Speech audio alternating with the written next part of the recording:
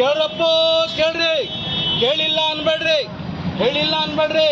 ಇವತ್ತು ವಿಶೇಷವಾಗಿ ಇವತ್ತು ಸರ್ಕಾರ ನಿಮ್ಮ ಮನೆ ಬಾಗಿಲಿಗೆ ಬಂದಿದೆ. ಸರ್ಕಾರ ನಿಮ್ಮ ಮನೆ ಬಾಗಿಲಿಗೆ ಬಂದಿದೆ. ಏನಪ್ಪಾ ಅಂತಂದ್ರೆ ಇವತ್ತು ನಿಮ್ಮ ಮಕ್ಕಳು 10ನೇ ಮುಗಿಸಿ ಏನು ಕಾಲೇಜಿಗೆ ಹೋಗ್ಬೇಕಾಯ್ತದ. ಕಾಲೇಜಿಗೆ ಹೋಗ್ಬೇಕಾಯ್ತು ಅಂದ್ರ ಇವತ್ತು ಬಹಳ ಮಂದಿ ಬಡವರಿಗೆ ಇವತ್ತು ಕಾಲೇಜ್ ಮಕ್ಕಳಿಗೆ ಮಾಡ್ಸ್ಲಕ್ಕ ರೊಕ್ಕ ಸಿಗಲ್ಲ.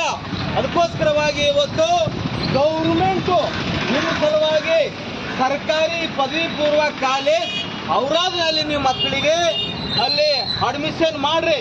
ಮಕ್ಕಳಿಗೆ ಫ್ರೀ ಅದ, ಪುಕ್ಸೆಟ್ ಅದ. ನೀವು ಬೇರೆ ಬೇರೆ ಪ್ರೈವೇಟ್ ಶಾಲೆಗೆ ಹೋದಿರಿ ಅಂದ್ರ ₹1,00,000 ₹2,00,000 ಡೊನೇಷನ್ ಬೇಕು, ರೊಕ್ಕ ಬೇಕು. ರೊಕ್ಕ ಕಟ್ಟೋದ್ರಾಗ ನಿಮ್ಮ ಬಡತನ ಜಿಲ್ಲೆಗೆ ಹಾಳಾಗ್ತದ. ಅದಕ್ಕೋಸ್ಕರವಾಗಿ ಬಂಧುಗಳೇ, ಇವತ್ತು ಸರ್ಕಾರಿ ಪದವಿ ಪೂರ್ವ ಕಾಲೇಜು ಇಲ್ಲಿ ಔರಾದ್ನಲ್ಲಿದೆ. ಅದರ ಸವಲತ್ತನ್ನ ತಾವು ತಗೊಳ್ಳಿ. ಯಾಕಂದ್ರ ನಾ ರಿಂಗ್ ರೋಡಿಗೆ ಹೊಲ ತಗೊಂಡಿದೆ, ನಾ ರಿಂಗ್ ರೋಡಿಗೆ ನಾನು ಮನೆ ಕಟ್ಸಿದೆ, ನಾ ರಿಂಗ್ ರೋಡಿಗೆ ನಾ ಜಾಗ ತಗೊಂಡಿದೆ ಅಂತ ಇದು ಹೆಮ್ಮೆ ಪಡೋ ದೊಡ್ಡ ಮಾತಲ್ಲ. ನಿಮ್ಮ ಮಕ್ಕಳಿಗೆ ಸರ್ಕಾರಿ ಕಾಲೇಜಿನಲ್ಲಿ ನೀವು ಅಡ್ಮಿಷನ್ ಮಾಡಿದ್ರಿ ಅಂದ್ರ ಮಕ್ಕಳ ಬದುಕು ಅದು ಬಂಗಾರ ಆಗ್ತದ. ದಯವಿಟ್ಟು ಮಕ್ಕಳ ಬದುಕು ರೂಪಿಸ್ಕೊಳ್ರಿ.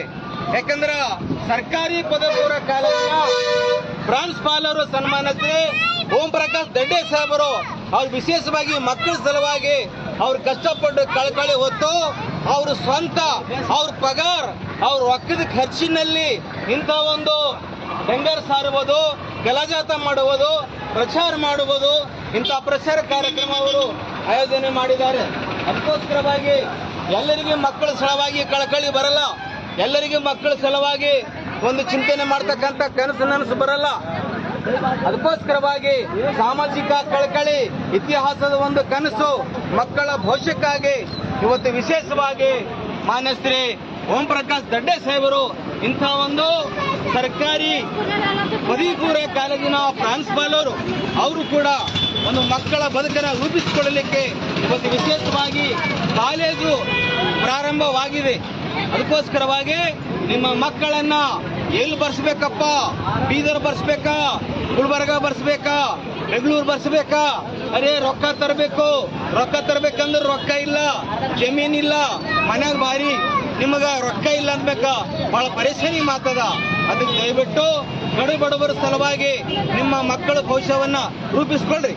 ಇವತ್ತು ಸರ್ಕಾರಿ ಶಾಲೆಗಳಲ್ಲಿ ಅನೇಕ ಓದಿರುವಂತ ಇವತ್ತು DC ಆಗಿದ್ದಾರೆ, AC ಆಗಿದ್ದಾರೆ, ಇವತ್ತು ಮಿನಿಸ್ಟರ್ ಆಗಿದ್ದಾನೆ, ದೊಡ್ಡ ಆಫೀಸರ್ ಅಧಿಕಾರಿ ಆಗಿದ್ದಾರೆ ಇವತ್ತು ಸರ್ಕಾರಿ ಶಾಲೆಗಳಲ್ಲಿ ಓದಿನವರು.